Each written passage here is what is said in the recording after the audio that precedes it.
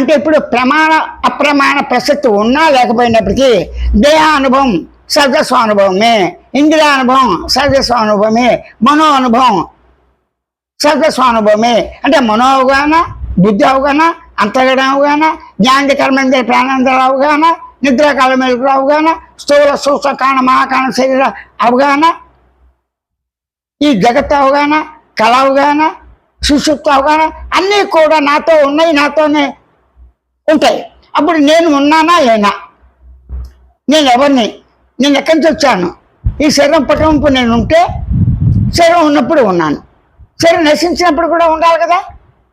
అలా కాకుండా శరీరం మునిపి ఉన్నవాడు శరీరం ఆకార రాక మునిపు నేను ఉన్నది, శరీర ఆకారం ఉన్నప్పుడు నేనుంది, శరీరం నశించిన తర్వాత కూడా నేను ఉండి తీరవలసిందే.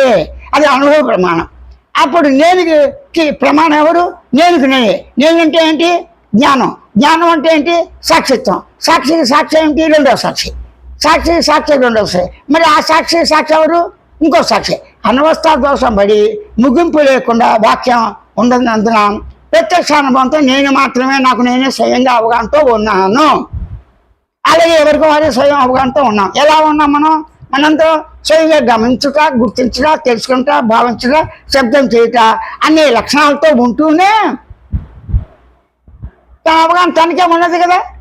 వేరొక శబ్దంతో శబ్ద అవగాహన ఉండదు, వేరొక దేహంతో దేహ అవగాహన ఉండదు, నిద్ర రెండో నిద్ర లేదు, కళ్ళకి రెండో కళ లేదు, మెలుకుకు ఇంకో మెలుకు లేదు, ఆకాశానికి రెండో ఆకాశం లేదు. పరిమాణ పదార్థం ఎలా ఉందో అదే ఉంది, అది అలాగే పరిణామం పొందుతూ తనకు తాను అవిభాజ్యం కూడా విచ్ఛిన్నం అవుతుంది, తన తాను పరిణామం పొందుతుంది.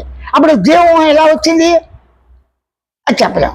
కానీ మానవుడు తన వయసులో తోడు ఉన్నప్పుడు మానవ జన్మతో కూడినటువంటి మానవులే సృష్టిస్తున్నాడు.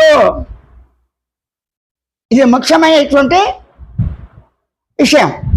మానవ జన్మ ఎలా వచ్చింది కదా, మానవ జన్మ వచ్చినప్పుడు మూలకి వ్యక్తి వాళ్ళు మెచ్చుకోమను, అభ్యంతరం లేదు.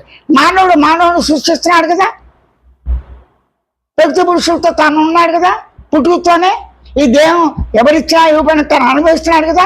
ఈ దేహంతో, సాటి దేహంతో, భార్య పిల్లలతో, తల్లి తండ్రి గురువు అతిథితో, మానవ సమాజంతో, తను గ్రామంలో పుట్టినా ఎక్కడ పుట్టినా మనందరం కూడా మానవులం.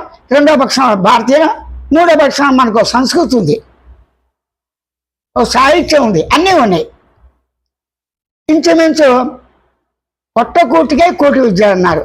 దేహాన్ని రక్షించే నిమిత్తము 64 విద్యలు, ఇంకా ఎక్కువే ఉండొచ్చు సుమారుగా. అయితే ఈ విద్యలన్నీ ఉన్నాయి, అన్నీ కరెక్టే.